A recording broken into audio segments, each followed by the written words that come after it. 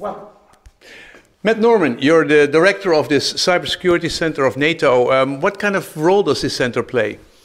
Well, our greatest purpose is to bring nations together to be able to face cyber threats as a coalition. So one could think that to help 1 billion NATO citizens of NATO member nations and our friends to sleep better, because they don't need to be afraid of cybercrime so much. Yeah. And it's in Estonia. Why did the center end up in Estonia? Well, NATO centers of excellence are distributed all across our member nations, and the CyberCOE was established here shortly after the first recognized cyber attack from one nation against another in 2007 in Estonia, where Russia tried to test us out. Yeah. Yeah, that was a good training ground. But I see many more countries here than NATO. Are there more members than the NATO countries? Well, already quite some years ago, our member nations recognized that cyberspace doesn't have borders. So, and there is no logical reason why our like-minded nations across the world, our friends, wouldn't be part of the group of nations working together to keep the cyberspace more secure for our citizens. Yeah. Now, we're coming with healthcare officials coming to Estonia and also visiting your center. If you talk about 3 lessons which you would give to the executives of the healthcare sector to prepare yourself for cybersecurity, what would they be?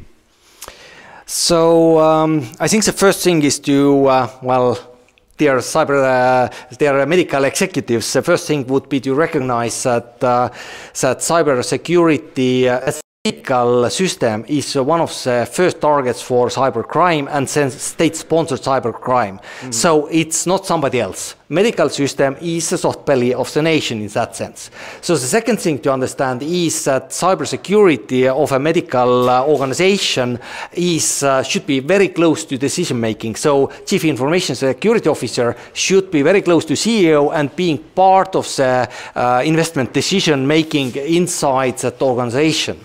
And maybe the lesson third is lesson 3 or selection 3 would be just come here to see yourself how this is handled in Estonia.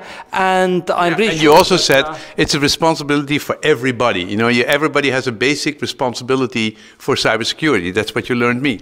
Yeah, absolutely. So that's like all doctors and nurses would understand that personal hygiene is your own business. So nobody can force you to wash your hands.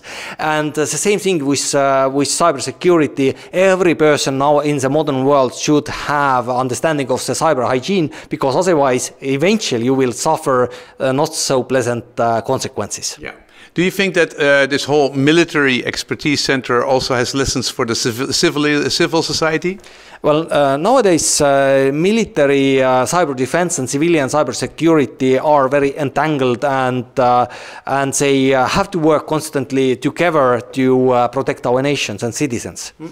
What is your background that you ended up here? Well, I was the best person for the job, obviously. Of course, but what's your background in general? You mean you're a professor, and what area of have you been expertise in?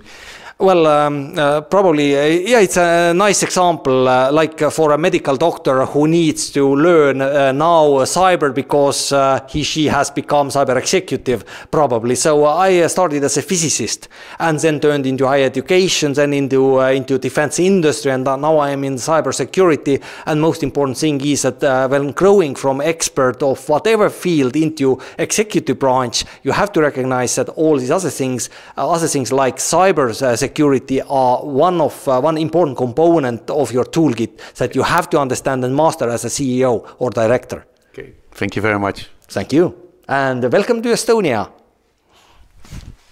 Good.